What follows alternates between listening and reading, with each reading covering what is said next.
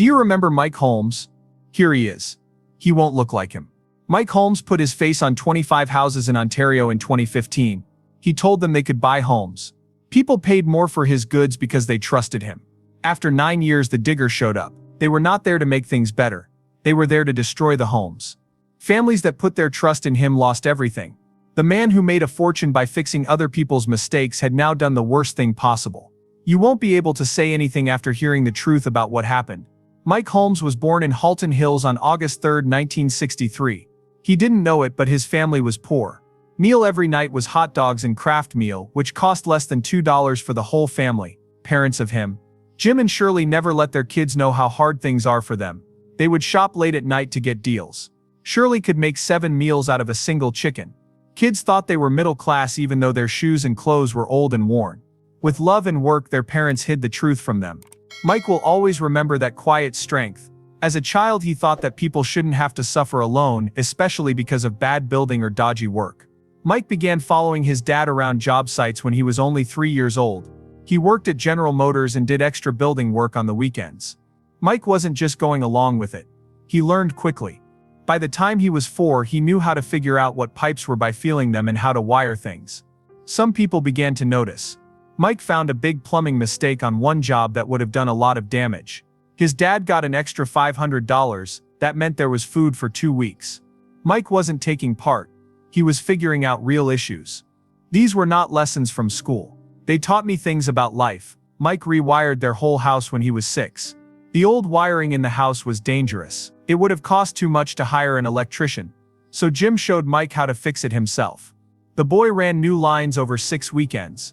I changed the plugs and made sure everything was safe. He or she knew how to use a tester and ground electricity. The city inspector didn't think the work was done by a child when he came.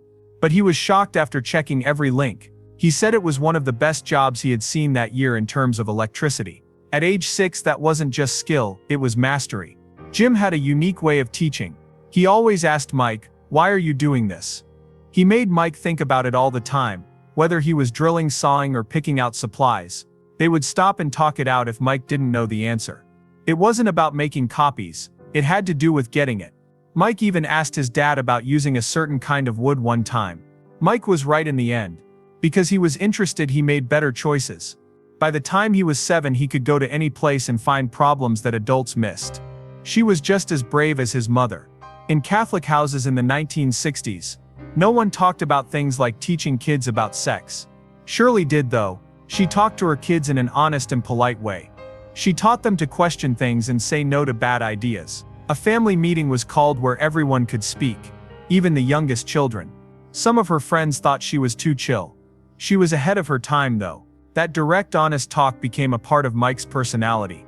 He used the same method later when he talked to Holmes on TV. It should be clear, polite, and to the point. Mike had a bad time at school though. He got into fights with teachers who didn't like being told off. He told them straight out that he knew more about building than they did. They told him to be quiet. He said they weren't careful. He finally quit school in 11th grade, not because he couldn't handle it, but because he couldn't stand bad teachers. He was right. He went on to become one of the most respected voices in building, showing that he was right to question the system. He opened his first business when he was 19, not a job for one person. 13 people worked for him. As a teenager, that meant taking care of customers, insurance, payroll, and due dates. Many people didn't trust Mike because he was so young, but he showed himself to be good. He looked at every little thing and made sure everything was okay. Clients who gave him a chance were glad they did. He had the business and a child by the time he was 21. Mike worked on projects and changed diapers while his friends went out to parties. He needed to make enough money to feed his family, buy tools, and pay his workers. He did it, even though it was hard.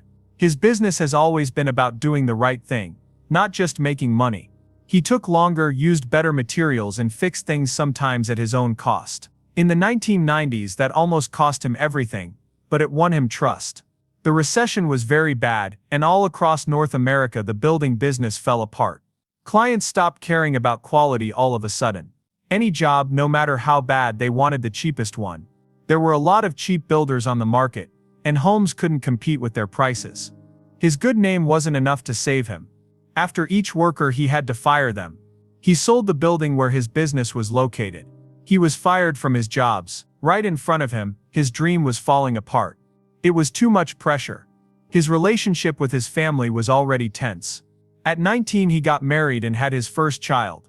By 21 he was a father of 3 and running a failed business. Things were worse at home because of the long hours and stress. He had more and more fights with his wife. They were young, had a lot on their plates, and were now deeply in debt. When Holmes was only 30 he was getting a divorce. It wasn't just sadness.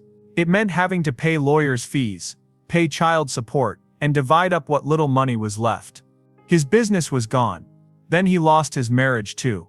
Then the worst hit. Holmes got a call that really upset him just 1 month after they broke up. Jim Holmes, his dad, had died. It was a strange mistake. He hurt himself going down a basement stairwell that didn't have a support. He died right away because he broke his neck. Jim was more than just Mike's dad. He was his guide and teacher, and he taught him everything he knew about building and tools, and getting the job done right. When no one else did, his dad had faith in him. He left just as Mike needed him the most. It couldn't have been worse time. Mike was already in terrible shape. He didn't have any money, no job, and now he didn't have a car either. He had to sell it just to get money for bills. If a worker lost their car, they couldn't do their job. Before he had a successful business. Now he barely had enough money to feed his kids. Then there was bankruptcy. He was ashamed, down and by himself. Was getting by just to stay alive at an age when most people are building their futures. He got hit by everything at once. The failure of the business, the divorce, the death of his father, the loss of his money, and the shame of going bankrupt. He felt like life was after him from all sides. He was no longer able to provide for others. He had lost the person who taught him what was important, and he didn't know how to start over. He kept going though. One thing he knew was that the next part would be about, he had to keep going. Mike Holmes was just a stagehand in 2001. He worked behind the scenes on a small HGTV show, making sets in the background while holding a much bigger dream. Wanted to teach homeowners about bad workers and keep them safe. But when he told TV networks about his idea, they laughed it off. They thought everyone was done remodeling their homes. CEOs wanted makeover shows that were clean and shiny, not contractors who were tough and called out fraud. They didn't think the guy who just wanted to do the right thing could do anything. Holmes stuck to his goal for more than a year, even though the business world shut the door in his face. In 2003, everything changed. Michael Quast, who was in charge of programming at Alliance Atlantis, saw Holmes when he went to the set. Holmes didn't try to sell a show. He wasn't trying to make anyone like him.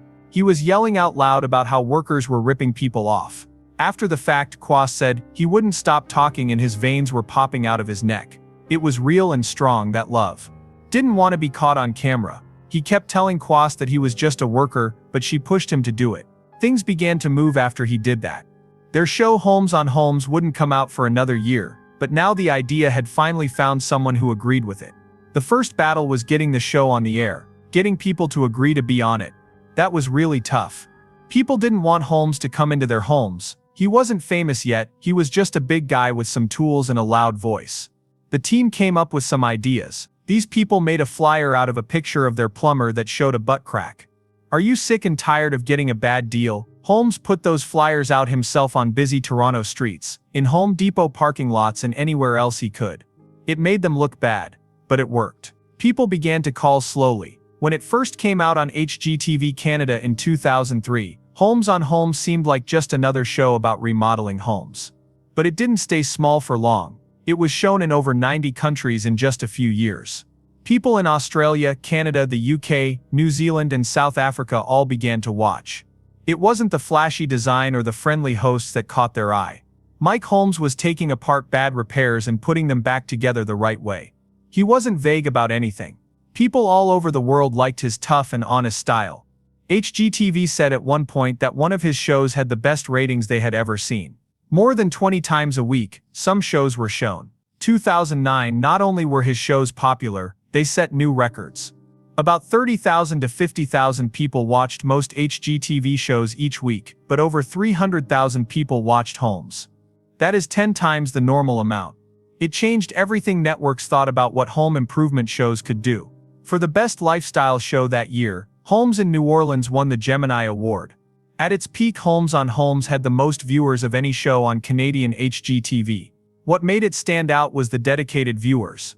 People didn't just watch once. They came back every week and sometimes more than once.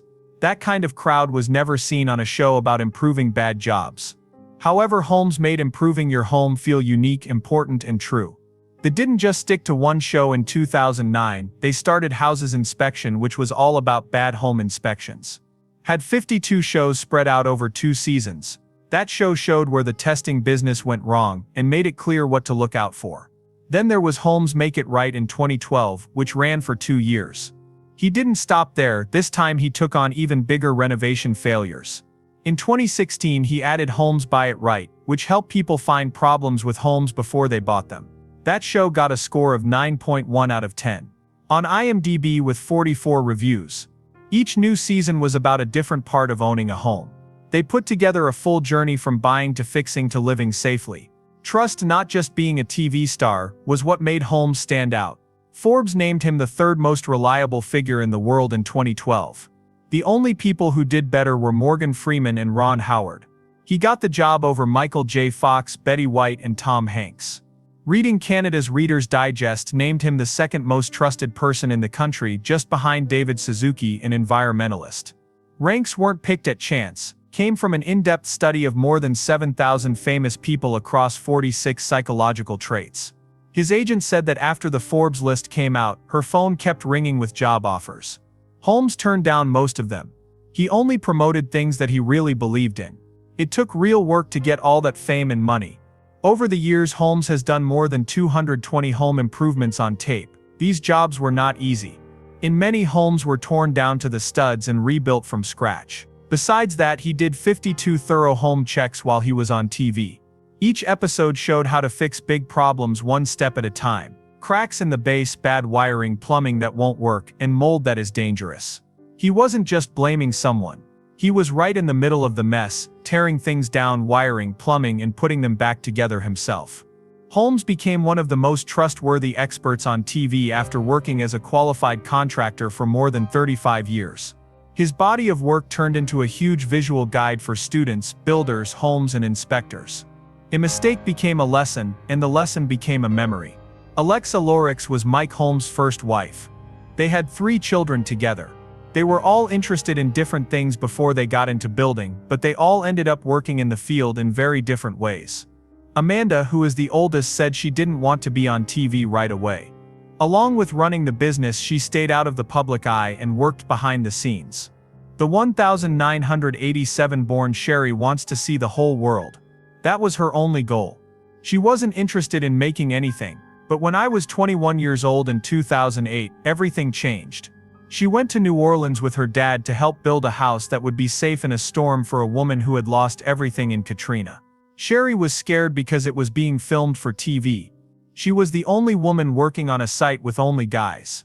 Still, something made sense. Everything changed after that trip. She became really interested in the work, especially smart houses and design that was easy for everyone to use.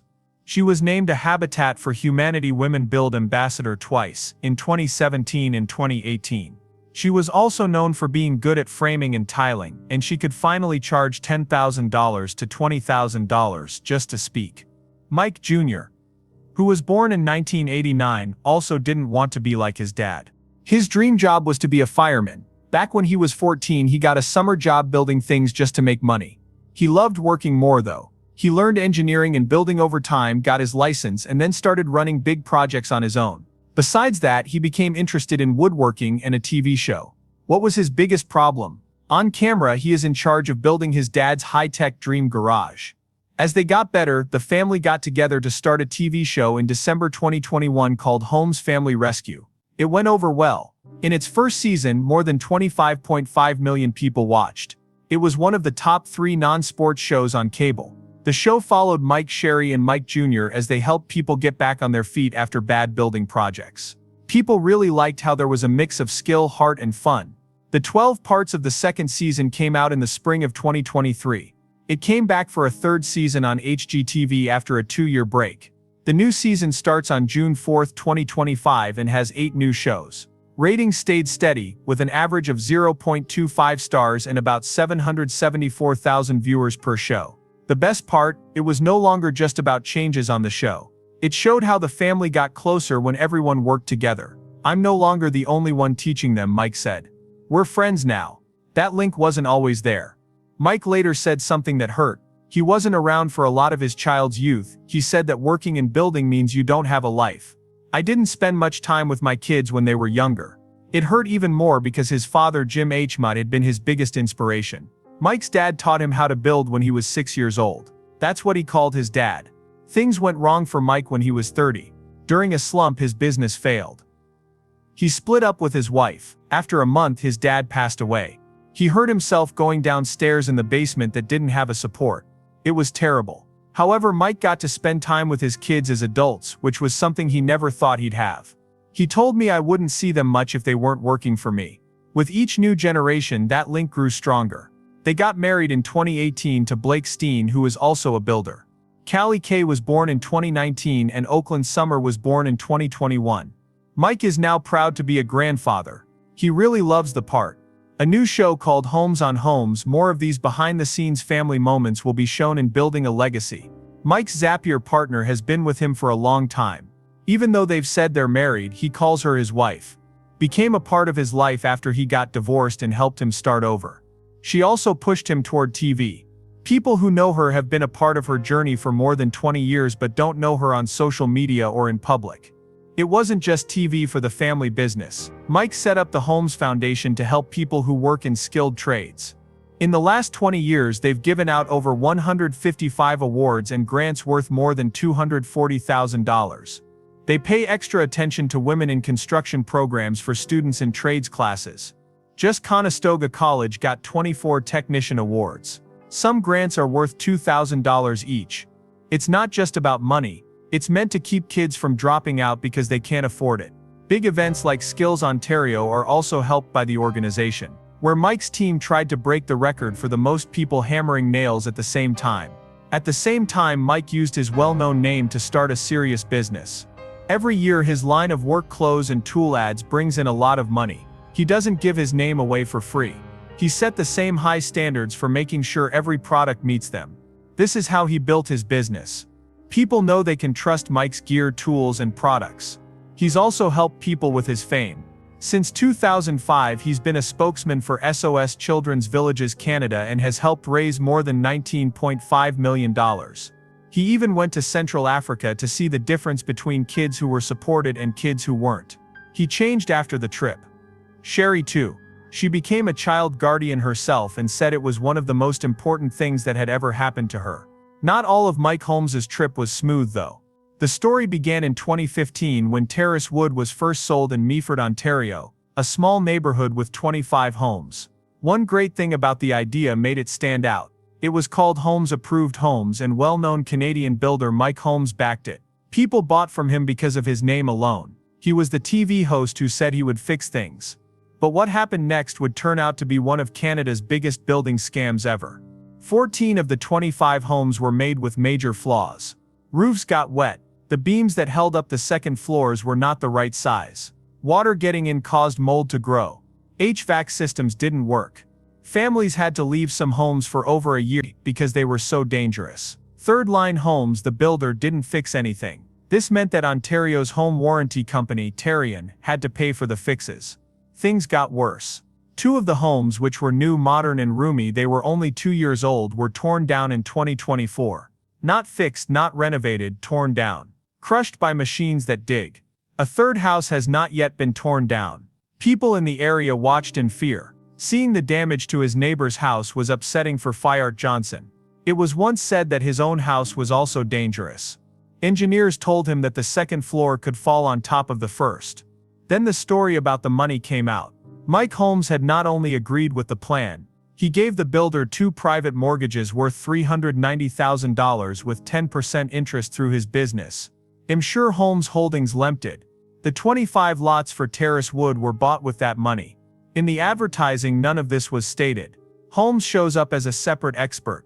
That was when it became clear that he had a direct financial stake in the success of the project and the building. Third Line Homes had closed by 2019. The next thing that happened felt like a betrayal. Holmes bought the first house in Terrace Wood, posed for ads with it, and then sold it for $790,000. In a later case, that same house was named as one of the ones that were broken. The couple who bought it thought they were getting a safe home that was backed by the government. Instead, they got problems with the building and legal trouble. They put in a notice of civil action saying that Holmes and others had lied to them and been careless. Things went off the rails in 2021. Over a dozen people were sued by Terrian for $8 million. It had Holmes's company, the owners of the builders, and even the city government. The claim said Holmes Group lied to buyers by saying third-line homes were safe when they weren't. It also showed that the Holmes team hadn't actually checked out a single terraced wood house, even though buyers thought that was part of the Holmes-approved deal. However, this wasn't Holmes's only mess. Holmes also fully backed a company called AGM Renovations in a different case. His voice and face were in ads on the radio, TV, and the internet. He told them not to hire any worker without thinking about the risks. He told them to trust AGM. AGM was already being looked into by Ontario's Electrical Safety Authority, though, behind the scenes. CBC News told the truth in February 2025. AGM hired workers who didn't have licenses, skipped permits, and did dangerous electrical work. Families were left with unfinished projects, holes in the walls, and wires that could be seen.